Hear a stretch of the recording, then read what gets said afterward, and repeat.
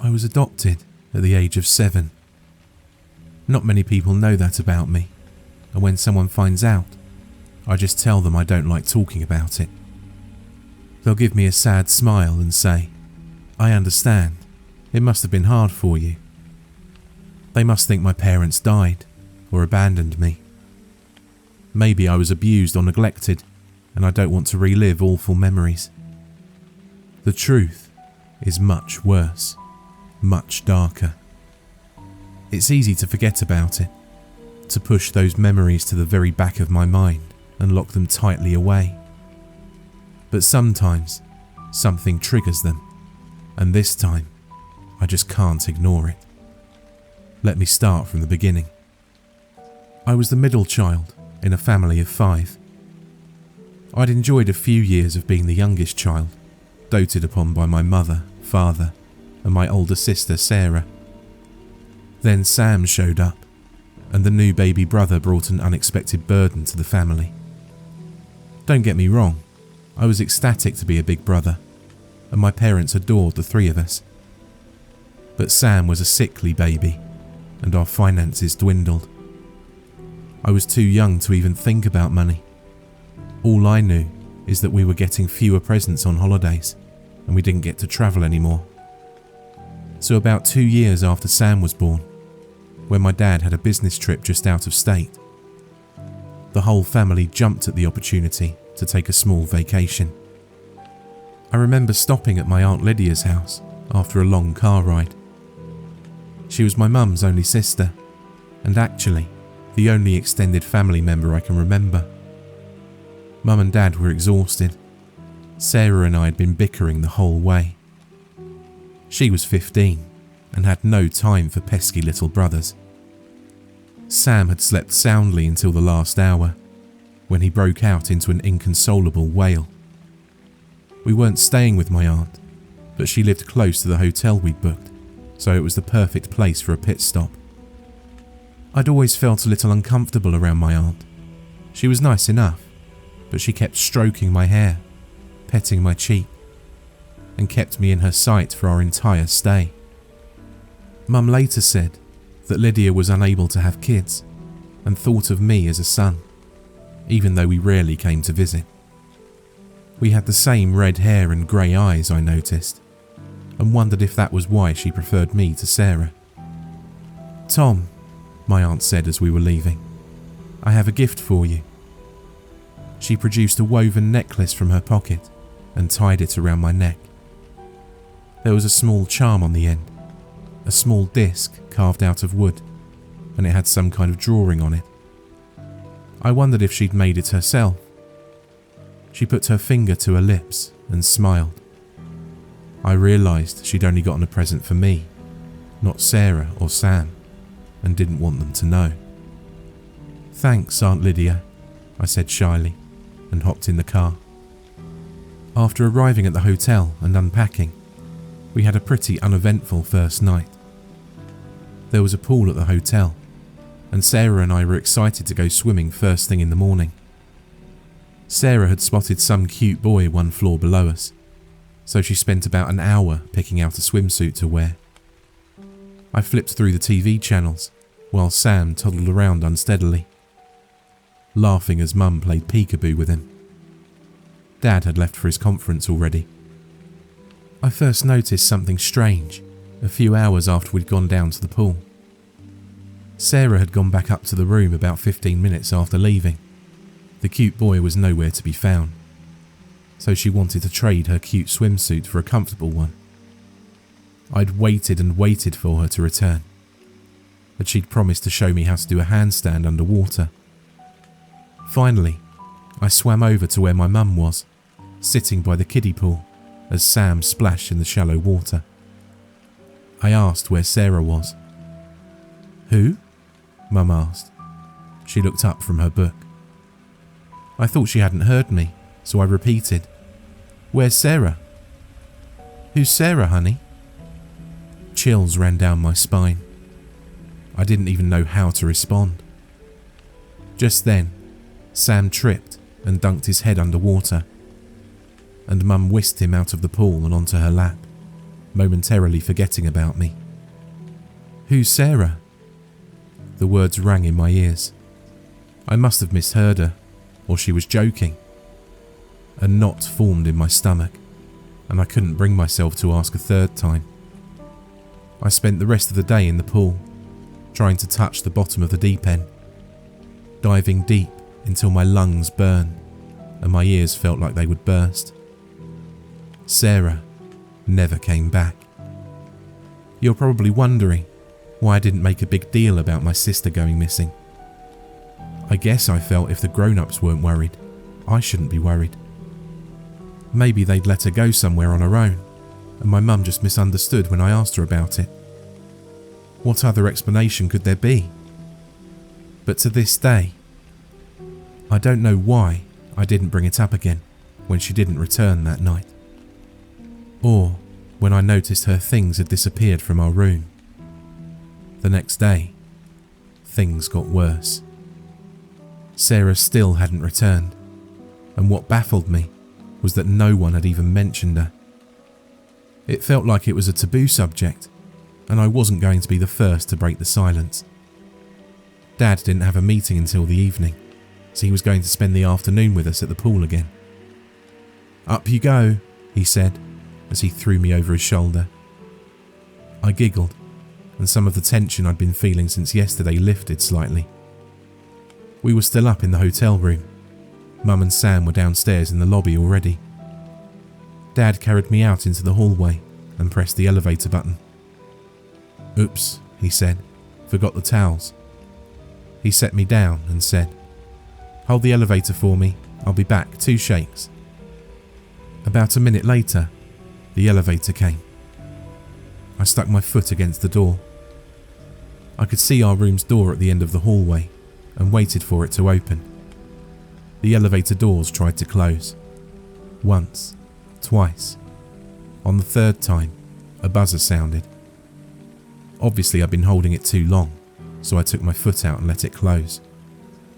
3 more times the elevator came, and each time, I held the doors until I heard the buzzer. Dad didn't come out of the room. The hallway was empty, and I felt so alone. Tears began to stream down my face. The next thing I knew, the elevator opened again. Mum was inside, holding Sam by the hand. The second she saw me, she began to yell. "Where were you? I've been looking all over for you. Don't you ever wander off like that." My once silent tears turned into sobs. "I was with Dad. You knew that." Mum's face turned from anger to confusion. "What are you talking about?" "Dad went in the room. He was going to get towels so we could go swimming," I choked out through my sobs. Fear flickered across my mother's face. Just then, the door to the stairwell opened up and a maid came into the hallway. My mother grabbed her arm. "My son says there's a man in our room," she whispered frantically. "He said he claimed to be her father, but I'm a single mother." My mouth gaped. What was she talking about? The maid nodded, eyes wide, and rushed off to find security. Bewildered, I took Sam's hand. I said nothing. Hotel staff searched the room and found nothing. Dad wasn't there. Neither were his things. They checked the cameras too and said there was no man there. They just saw me leaving the room and waiting by the elevator. Mum scolded me for telling lies and said I couldn't go swimming today. She said I was to stay in the room all day and think about what I've done. It was as I walked towards the hotel room, humiliated and utterly confused, that I felt it. It was a dizzy feeling, like I was standing on the edge of a cliff. I stopped at the doorway of the open room, my toes just at the edge of the door frame. I felt, no, I knew, that if I took just one more step, I would topple, plunge into nothingness. I swear, I could even hear the hollow echo of a bottomless abyss. In seconds, it clicked. It was the room.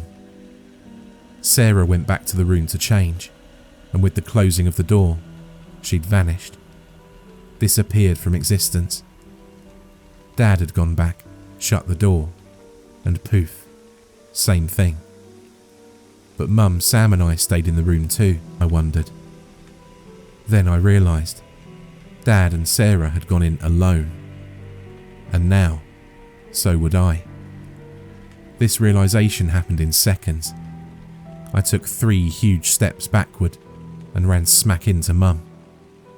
She, still furious with me over my lies, grabbed me by the arm and started to drag me towards the room. My heels dug into the carpet and I started to scream. "No! No! Let me go!" I shouted, and she pulled me closer to the room.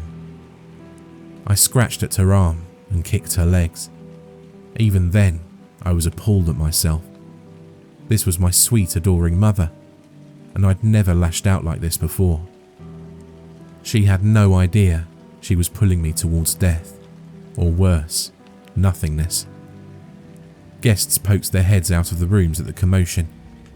Sam sat down in the middle of the hallway and began to wail. We were at the edge of the room, and in a desperate attempt to free myself, I bit my mother on the hand that was holding me.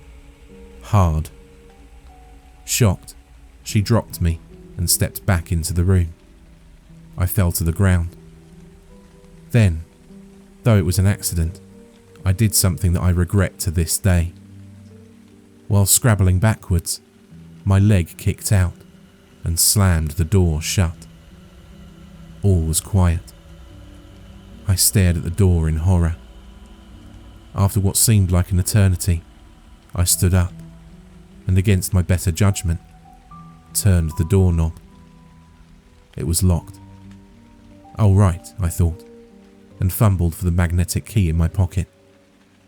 I turned the knob again, and the door swung open. The room was empty. Fresh tears pricked my eyes, and I turned away. That's when I noticed that Sam wasn't crying anymore. His face was unstained with tears, and the only flush in his cheeks was the glow of a happy baby boy. It was as though he'd never been crying in the first place, as if he didn't remember Mum and me fighting at all. He looked up at me and cooed. Just then, the stairwell door swung open. It was the same maid who'd gotten security for us earlier. She was pushing her cart of cleaning supplies past us when she noticed my expression of horror. She knelt down and asked me what was wrong. When she looked at me, there wasn't even a flicker of recognition. "I can't find my mum," I said after a few seconds. I didn't know what else to say. I sunk down on the floor and hugged Sam to me. The police came that night, along with CPS. The hotel staff had been stumped as to how 2 children had shown up in their hotel alone, and no one had noticed it until now. I told the police my home phone number and address, and they had my hometown's precinct check it out. The house was empty, and the number disconnected. I didn't know my aunt's address, but I gave them her name. I didn't tell them anything else after that. It was on the official report that Sam and I had been abandoned at the hotel for reasons unknown. No foul play was detected. It seems that no family members came forward, so Sam and I went into foster care for a brief while before he was adopted. They don't like to split up siblings, but it still happens. Luckily, I was adopted soon after by a wonderful couple. And despite what I've been through, I've been living a happy life. My previous life has all but vanished without a trace, aside from Sam, who I only see occasionally.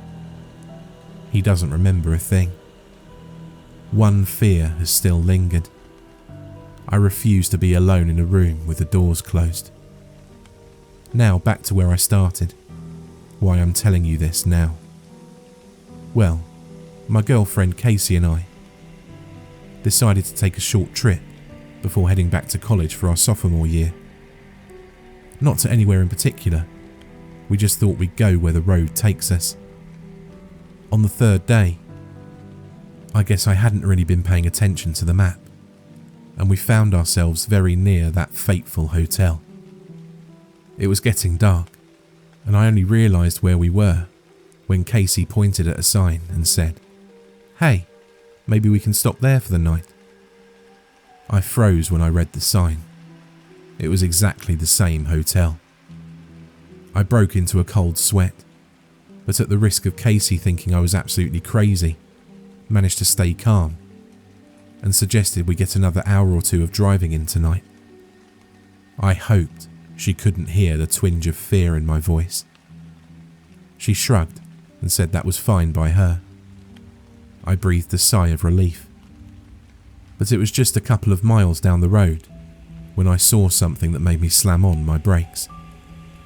Casey cursed as the car behind us blared its horn and swerved around us. But I didn't care about that. What I did care about was the house just in front of us. Even in the fading light, I recognised it. Aunt Lydia's house. And outside in the garden was a familiar woman with a shock of red hair. I was in shock. I couldn't speak, and I certainly couldn't drive anymore. I'll never forget how Casey didn't freak out when she saw what state I was in. She gently pulled me over into the passenger seat, went around to the driver's side, and drove us to the nearest motel. She didn't say a word as she helped me up the stairs and into the room, just held me until I was ready to talk. The morning after, Casey and I drove back to my aunt's house. We parked outside for almost an hour as I worked up the courage to walk up to the front door. We'd been up almost the entire night, talking about my past, my family, the hotel, the disappearances. I'm not even sure she believed me. What sane person would? But she believed in me, and that's what mattered. I got out of the car, gave her a small wave, and headed across the street to the house. I had to do this alone. I knocked. Once. Twice. The third time, I stopped mid-knock when I saw the curtains rustle in the window next to the door. "Hello?" I called out. "Lydia?" The door creaked open. I gasped as a woman stepped forward. Red hair, grey eyes. It was her. It felt like it was a dream come true, or a nightmare. This woman, my aunt, was evidence of a terrible part of my life I wished wasn't real. But here she was in the flesh. She peered at me, and with a sinking heart, I knew she didn't recognise me, that I was a stranger to her, that I'd come this far to give up. "Aunt Lydia?" I said in a small voice. My hands were shaking. Her eyes narrowed and then opened wide. "Tom?" She remembered me. Without thinking, I flung myself into her arms and began to sob. She hesitated for a second and then hugged me back. "Tom, my dear, all these years, I've been so worried. When your mother and father..." She trailed off and continued to hold me wordlessly. She remembered Mum and Dad. I'm not crazy. I sniffed and took a step back. She stroked my hair and looked at me, smiling fondly. The last time I'd seen her, I was a child. There was just so much to take in, and Lydia seemed to understand.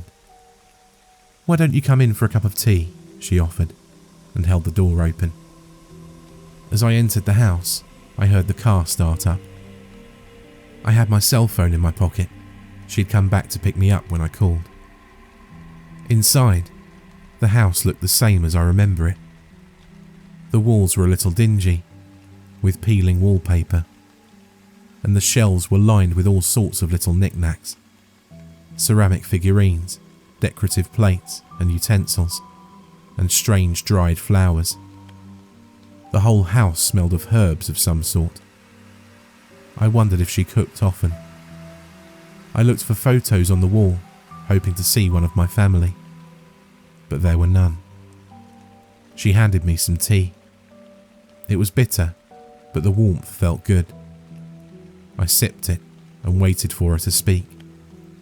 "When your parents left you, the police did contact me," she began slowly, sitting across the table from me. "They said you told them my name. It was strange though. They weren't able to prove that I was your aunt. In fact, they weren't able to prove who you were or who your parents were. I was distraught. I told them you needed to be around family, but they couldn't even tell me what happened to you. Because my parents were sucked into a haunted hotel room, I thought. And the second I thought that, it seemed absolutely ridiculous. I was a child then. Could I have remembered it wrong? Did my parents actually abandon me, and I twisted it around in my head so it wasn't their fault? I flushed as I realised that's probably exactly what happened. Aunt Lydia mistook my embarrassed blush for one of sadness and patted my arm. There, everything's okay now." We spent the rest of the day talking, not about the sad subject of my abandonment and subsequently our estrangement, but of my life. I told her about school, Casey, and my friends back home. She listened intently to my every word.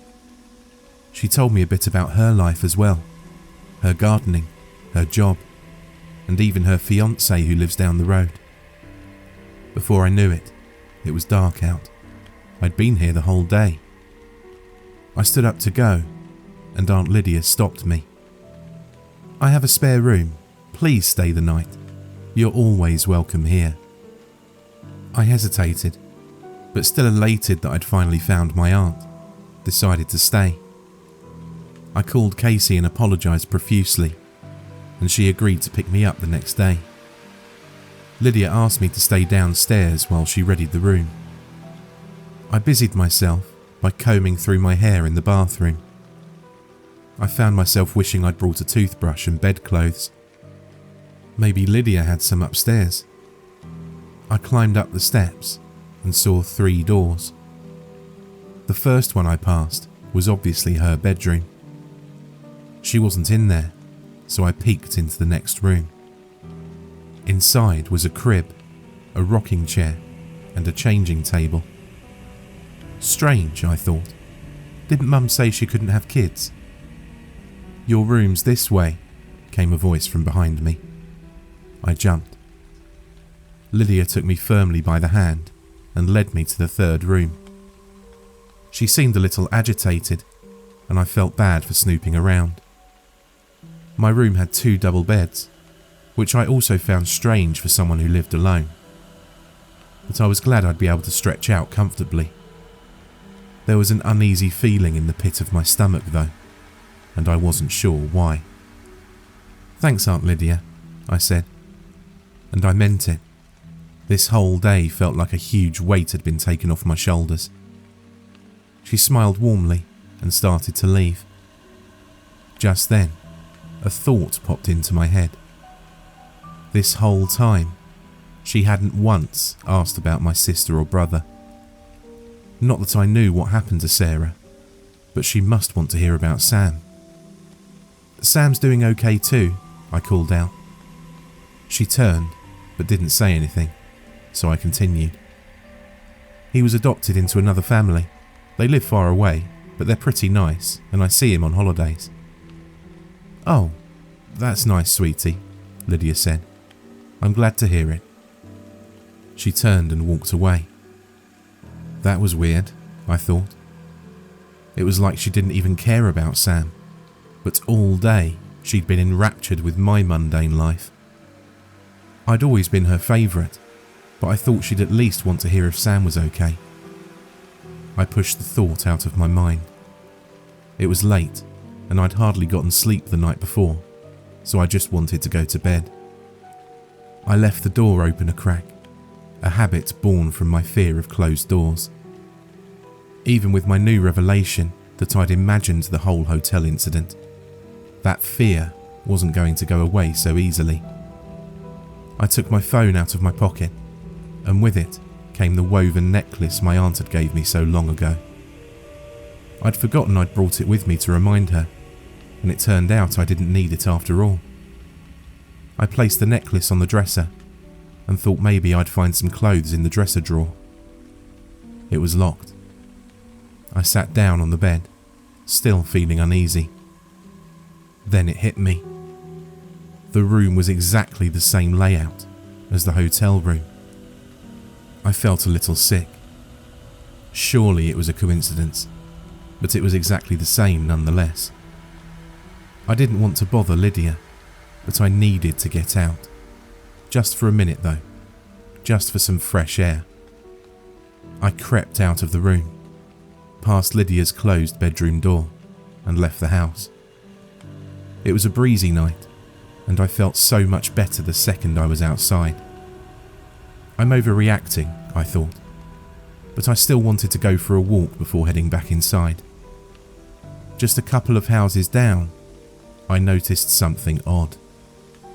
One house had the door wide open. The house was dark, except for a dim light in one upstairs window. It seemed like a safe enough neighbourhood, but I still doubted the owner would have chosen to leave his front door open. I ran up to the stoop and called into the house. "Hello?" After a moment, I heard footsteps coming down the stairs. My pulse quickened. What if I'd just stumbled into a robbery, or worse? I wished I'd brought my cell phone. A man appeared by the door. He looked dishevelled, a little annoyed, but otherwise harmless. I wondered if I'd just woken him up. "Sorry, I saw your door was open. I just wanted to make sure everything was okay," I explained. "I'm staying just down the road. Maybe you know Lydia." The man smiled softly. "Ah, sorry. I've been keeping the door open lately. You must be Tom. Lydia's told me so much about you." I was puzzled. When did she have time to talk to someone else since I'd arrived? I thought back to our earlier conversations and decided this must be the fiancé she was telling me about. I nodded, and the man continued. "Lydia's been so kind lately. I've been going through some issues." He took a deep breath, like he was getting ready to tell a big secret or confession. "My wife and baby disappeared a few months ago. They didn't walk out on me, they just disappeared. First, my little boy. 1 minute he was in his room. Then I noticed he hadn't cried in a while, so I went to check on him. He wasn't there. And my wife, she said we didn't even have a son." His words were coming out in a rush. He looked apologetic, like he wasn't sure why he was telling me this, but he couldn't stop himself. My eyes grew wide. He continued. "She was insisting we had no kids, and I started to yell at her. She was frightened, and I grabbed her arm and dragged her upstairs to the nursery. She couldn't deny our son while standing in his nursery. She screamed as I threw her in the room and slammed the door. Then she stopped screaming. I thought she was hurt or worse, so I opened the door. She was gone. Just gone." He raised his eyes upwards in defeat. Then he looked back down at me and saw the terror in my eyes. "I'm so sorry," he said. "I don't know where that came from. But Lydia's the only one who believes me. Everyone else says I never had a wife or son.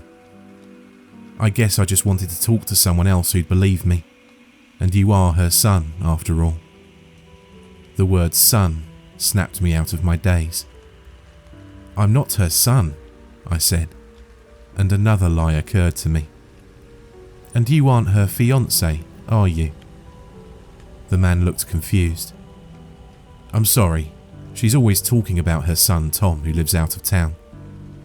And I didn't think Lydia had a fiancé. Actually, I thought she might be interested in me, but considering the circumstances, I cut him off. I believe you, I whispered. Pieces of a puzzle were starting to fall into place, but I couldn't make out the whole picture. A hotel room where people disappear behind closed doors. A nursery where a wife and child vanish. A man who shared my fear of closed doors. And somehow, Lydia is in the middle of this. I shuddered as I remembered the rooms in her house. A nursery and a hotel room. I glanced back at the man, hoping for more answers, and gasped. For the first time, I noticed something tied around his neck. It was a woven necklace with a wooden carving, exactly like mine. Over the course of an hour, I told the man, Nathan, everything.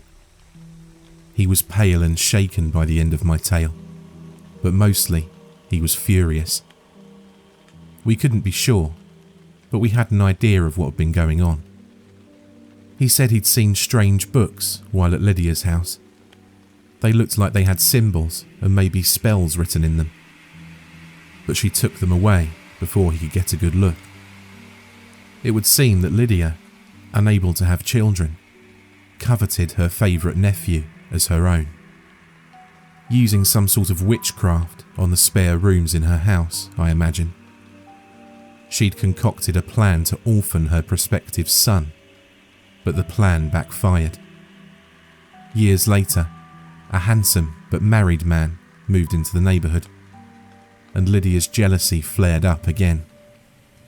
The necklace, Nathan said, was given to him for protection, according to Lydia. He wasn't superstitious, but he wore it in appreciation. We assumed she gave us the necklaces to keep us from disappearing as well. I also wondered if it was the reason we could remember those who disappeared. After we told each other our stories, Nathan became agitated. "It's all her fault," he muttered over and over. Then, without warning, he took off towards Lydia's house. I was scared of what he'd do when he got there, and even more scared of what I would do.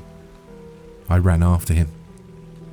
When I got within sight of the house, my stomach dropped.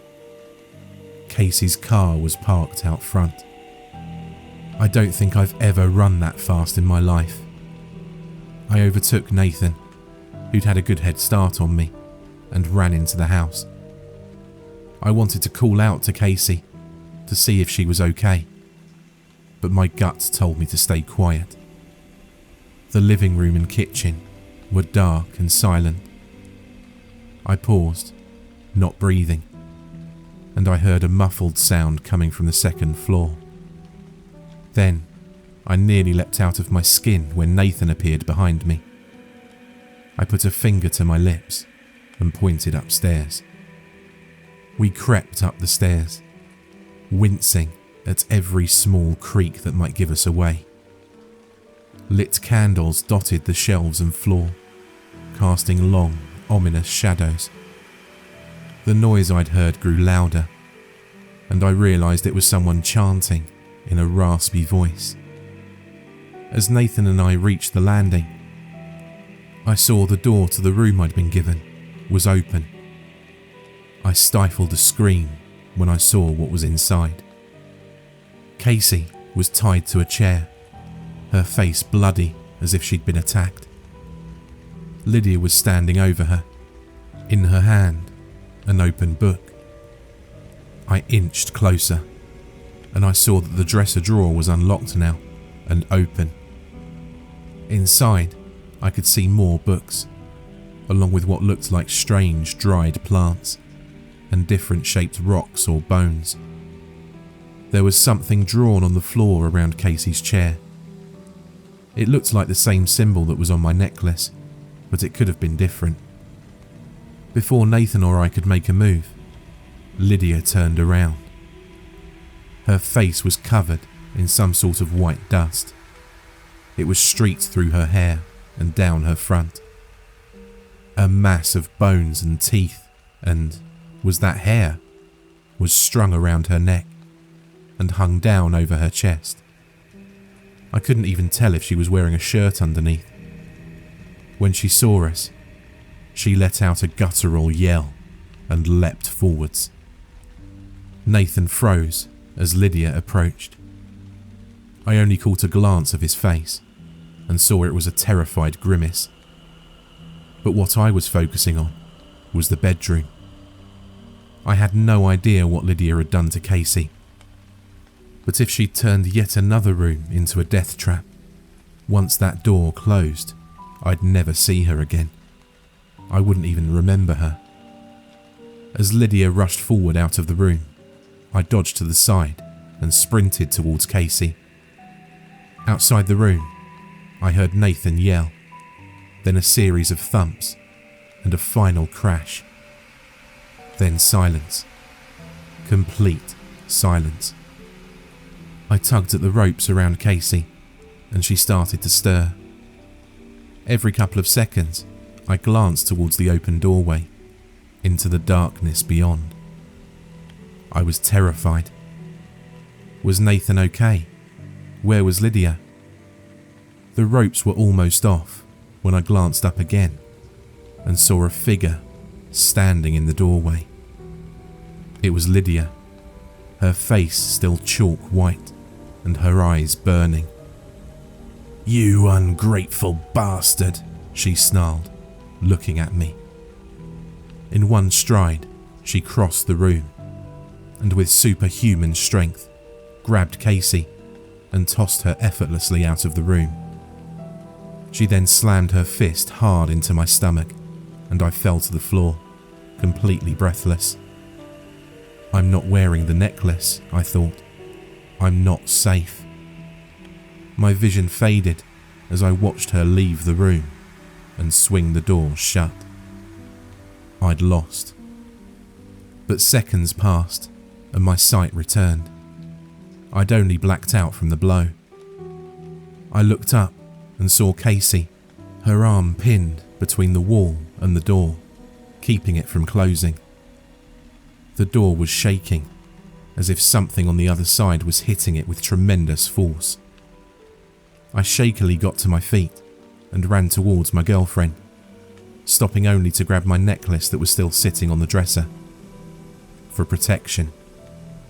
Using all the strength I could muster, I slammed myself against the door. It swung open, freeing Casey and sending Lydia flying across the hallway. In an instant, she rushed back towards us. Adrenaline pumping, I braced myself and stepped aside at the last second, grabbing Casey in the process. Lydia tumbled into the room.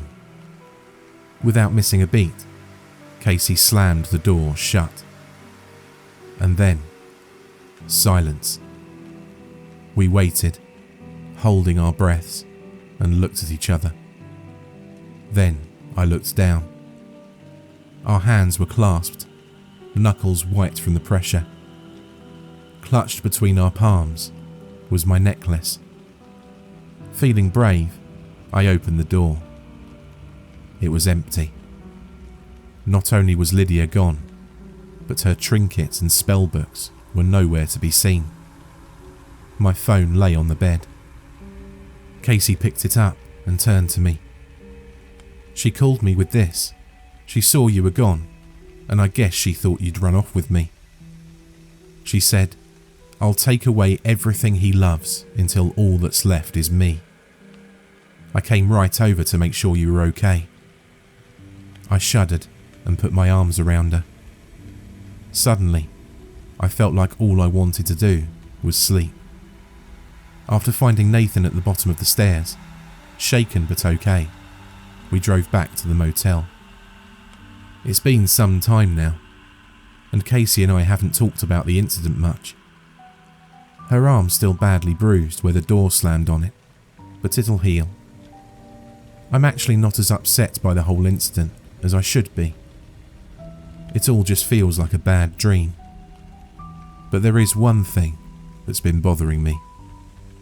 When we got back to the motel, there was an extra cot in our room. Casey and I didn't remember asking for a cot, and the motel manager said he was sorry. He must have thought there was 3 of us. Then, I found some shirts packed in with my clothes. Shirts that I didn't remember buying. Finally, as we were leaving the motel, I found half an empty pack of cigarettes in my car. I don't smoke, and I'm certain Casey doesn't either. Back in Lydia's house, Casey had been there for a while before Nathan and I arrived. I was able to save her from disappearing, but I wonder, was there someone else I didn't save?